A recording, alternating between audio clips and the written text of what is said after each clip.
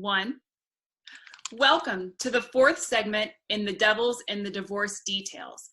Deb Johnson and Suzanne Chambers Yates of the Divorce Resource Center of Colorado are committed to changing the way society divorces one family at a time.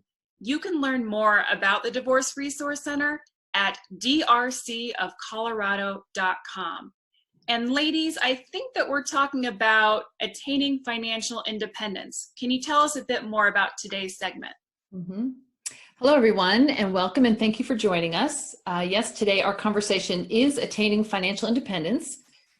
And I'll start with asking, have you ever dreamed of having enough financial resources to pay for your living expenses for the rest of your life without having to be employed or dependent on somebody else? This is financial independence. Not to be confused with financial literacy, which is your ability to understand and apply financial skills like budgeting and investing. Those things lead to financial stability and ultimately financial independence. Absolutely. And today we're looking specifically at attaining financial independence through the lens of how to begin rebuilding financially post-divorce. And I also suggest that we work on it during the divorce as well. In my view, becoming aware of your financial situation just as soon as you feel that you're going to divorce is really important. Because as I've watched people go through the process, it is just so easy to feel overwhelmed and end up burying your head in the sand once the divorce is final. In my experience, once it is final, people are feeling so exhausted, both emotionally and physically, that it seems natural to check out, especially when it comes to dealing with a subject like personal finances. And we acknowledge that at DRCC, and there are the post-divorce blues. There is the need for self-care, but as certified divorce financial analysts, we're prepared to help clients deal with their finances and get a start on them so that they can launch into the next chapter of their life without a lot of frustration and fear. Also the need for self-care once you've made it through there.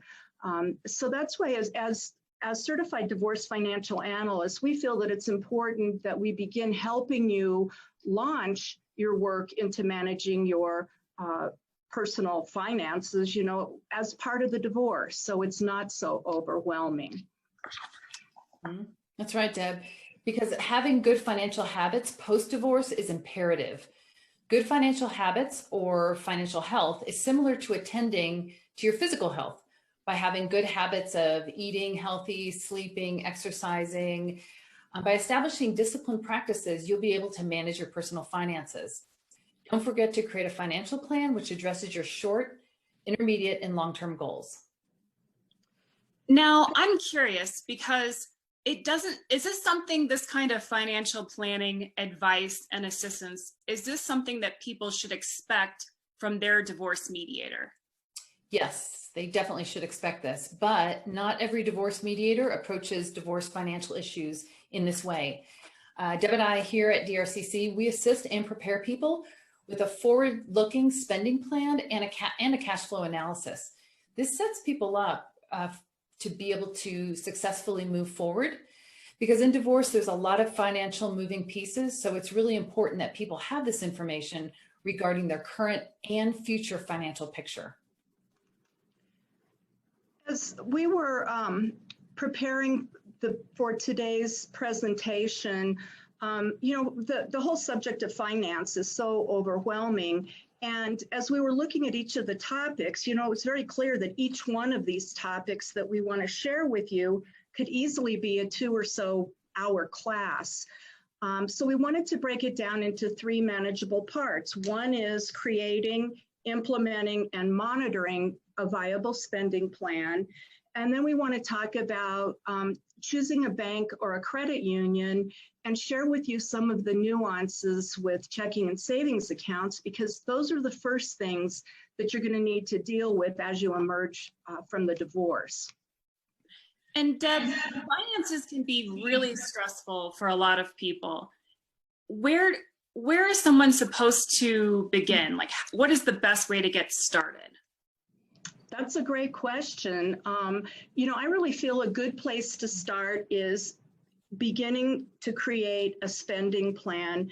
And I use the term spending plan because budget has such a negative connotation. It sounds like we'll be denying ourselves of something. And in a divorce, often one spouse was responsible for the finances while the other took care of all else. And then, obviously income will be impacted without the other spouse's income, without their contribution. So that makes it all the more important to take control of your finances and begin managing cash flow early on. I kind of feel like it's, when we're trying to get in shape and lose weight, we know there's no magic formula, despite all we hope one would one day come on the market. But, the formula is diet and exercise, right?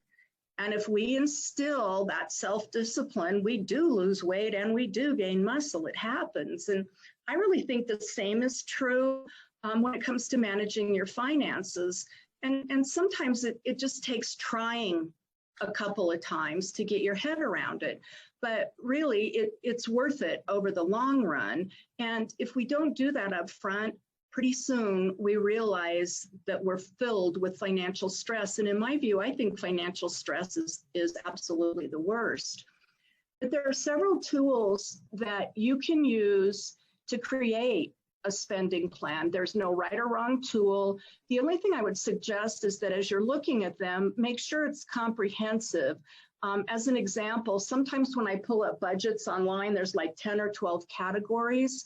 And the budget template, spending plan template that I use is really, 3 pages long, because over the years I've tried to capture all the different categories that we spend money in.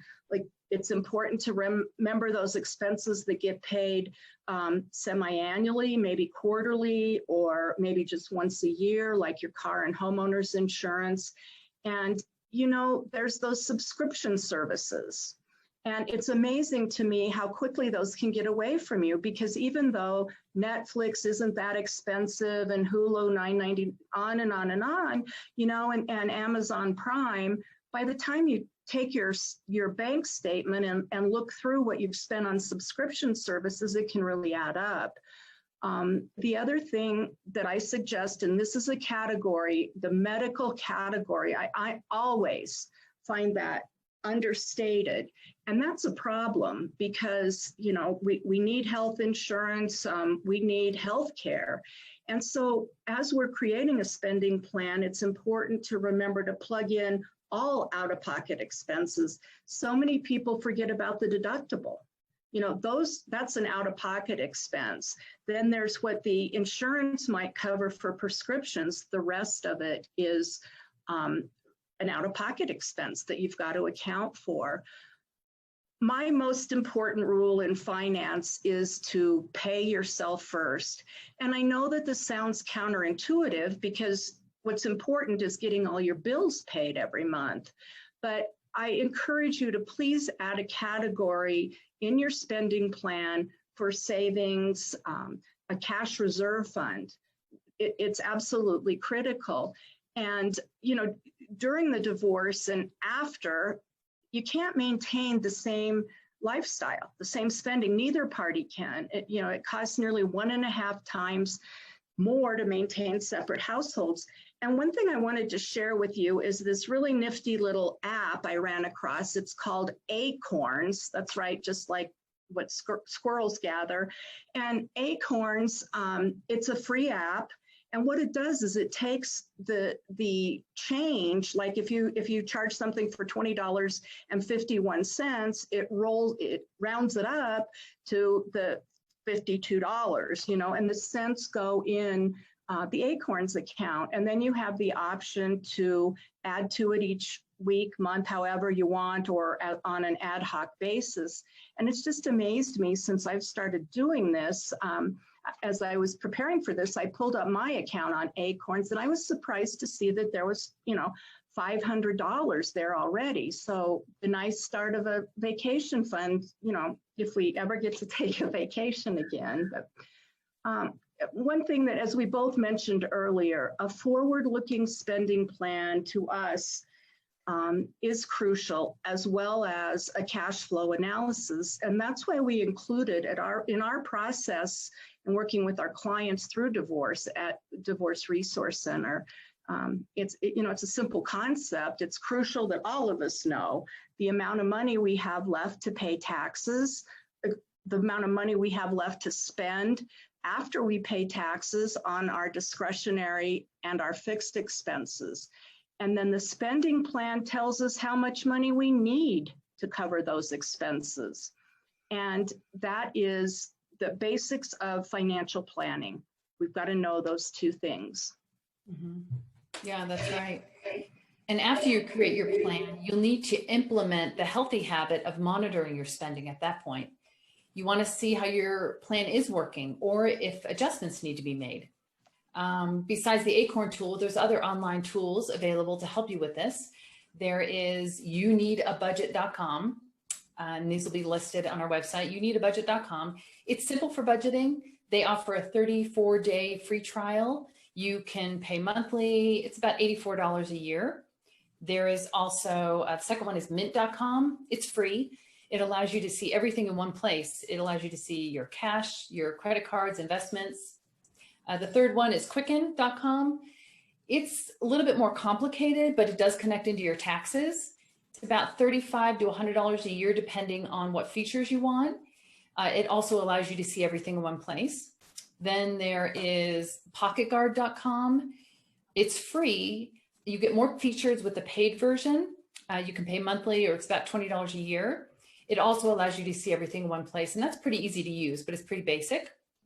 And also, credit card companies and some banks break out charges into categories, which you can see on statements.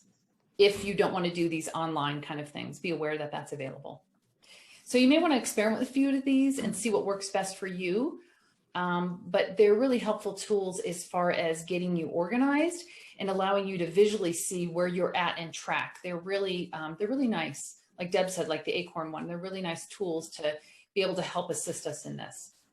Exactly. And, there's a lot of information here, and we'll be posting it on our website too, so you can refer back to the names of those different applications. But one of the ways, the Acorn application, I thought, what in the world, why is it called Acorns? Mm-hmm. And then it dawned on me that, the squirrels gather the acorns, but they eat half of them and they plant half of them. So there's all these trees that spring up. And the same thing happens with our finances. We just have to be a little proactive there. So next I wanted to talk about choosing a bank or a credit union.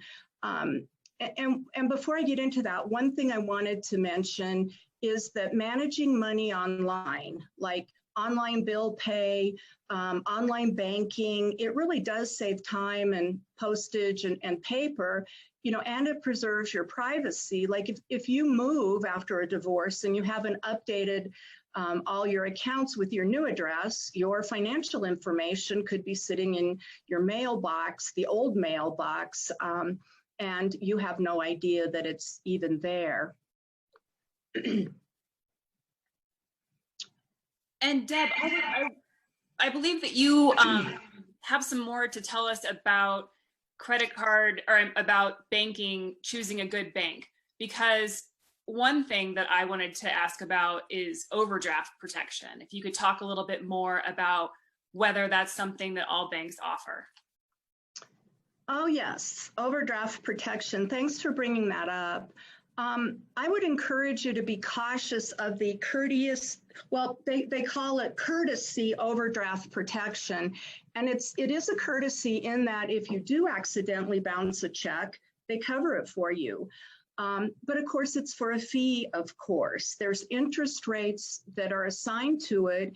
And one thing that we don't want to do is to start using it as another credit card and just, run up the monthly interest rates. But, another thing to point out is banking fees, as I alluded to earlier, those subscription charges, banking fees are the same thing. They can add up to hundreds of dollars a year. For instance, when you're looking at a checking account at either a bank or a credit union, pay attention to the monthly fees. For instance, a $15 a month fee equals $180 a year, and you add those all up and you're talking about a substantial sum of money. So with everything online these days, it's really easy to miss the fees. And quite frankly, I think that's what the financial institutions are hoping that we do. But one thing, I use mint.com, the little program that Suzanne mentioned. And, it amazed me. One day there was an alert that popped up and said, do you know that you're paying X amount of dollars in bank fees? And I went, for heaven's sakes, no, I didn't. And went and realized that, I could end up by realigning my checking accounts, I could save $15 or $20 a month. And then you'll want to ask about the annual fees, the ATM fees, and then of course, like we talked about, the overdraft fees. But just as an FYI, I'd like to share the distinction between a bank and a credit union. Because credit unions are nonprofit, they can offer extremely competitive products and financial services compared to the major banks. They're member-owned, they tend to be smaller, and really they offer mostly all of the same services that traditional banks offer. Then you have your national banks. Those include Wells Fargo, Chase, and Citibank. You've got regional banks like US Bank and Bank of the West, and then depending on states that you're located or cities, there could be local banks as well. Obviously, you want to choose one that's close to you. By doing online banking, we don't need to run in there all the time, but it's nice to have one that's fairly close. And I also, free checking accounts are available, but I just encourage you to be sure to read the fine print, because oftentimes there's minimum balances that are required or restricted number of transactions every month. And sometimes it makes sense to keep a minimum balance in your checking account so that you can avoid those fees. And the other thing I wanted to mention too, along the lines of the checking and savings accounts, is that there are online savings accounts. In addition to the deposit savings or those normal savings accounts that you open at a bank, those pay very little in interest, very little. But online banks, online savings banks, they include banks like Capital One 360, and it's Capital One and then the numerals 360.com, and allybank.com, ALLY bank. And these offer substantially more interest rate, a higher interest rate than the savings accounts that your banks do. And all you need to do is open a savings account there, and it functions just like a savings account at your bank. You can transfer funds without a cost back and forth from your personal checking account to your savings account. You can set up automatic deposits monthly.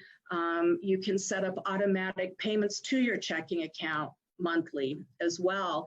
And the reason that they can offer these high rates is they're not brick and mortar. They don't have all the human capital. They don't have the overhead to pay, and they pass it on to us, the consumer. And they're safe.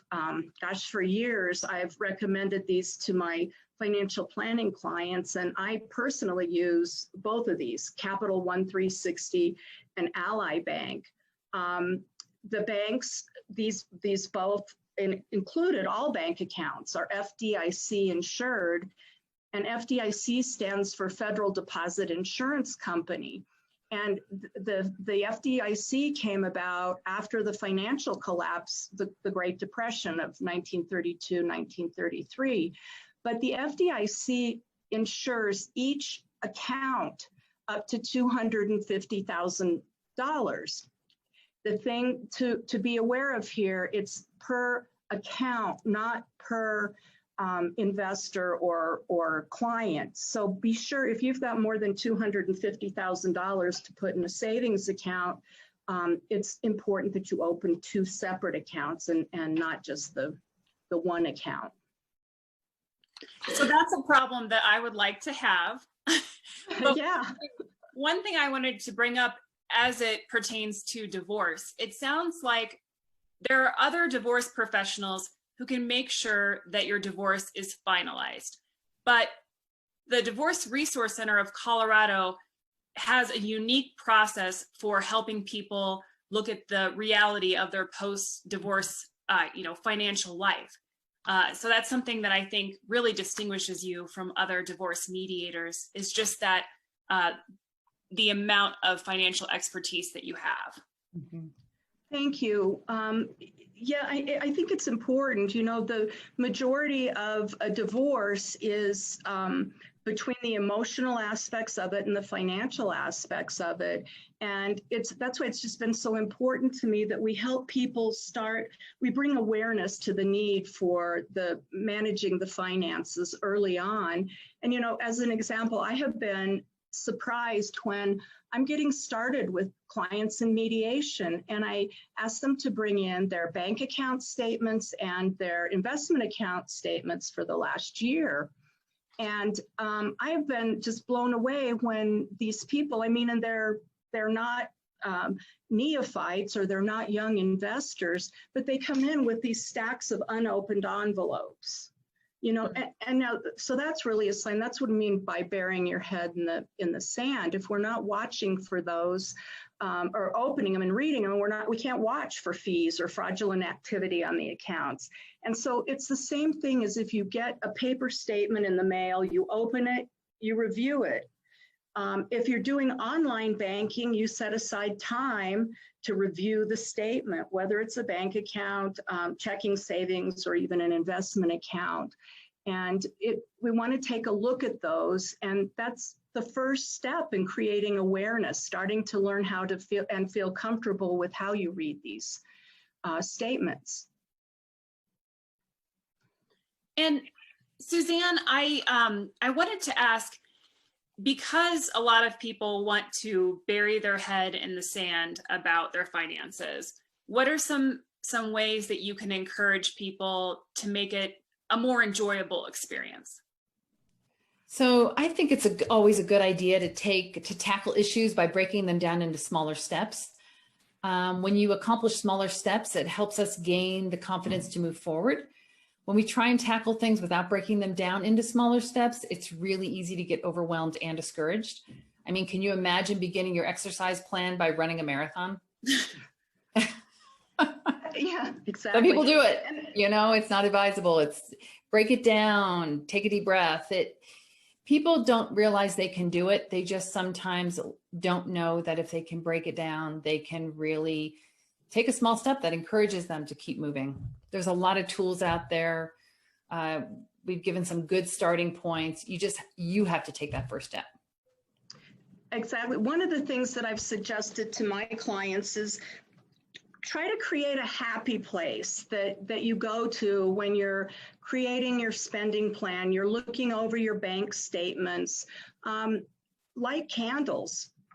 Diffuse some essential oils or soft relaxing music. And if you're not worried about making a mistake in your finances, maybe a glass of wine would be in order too.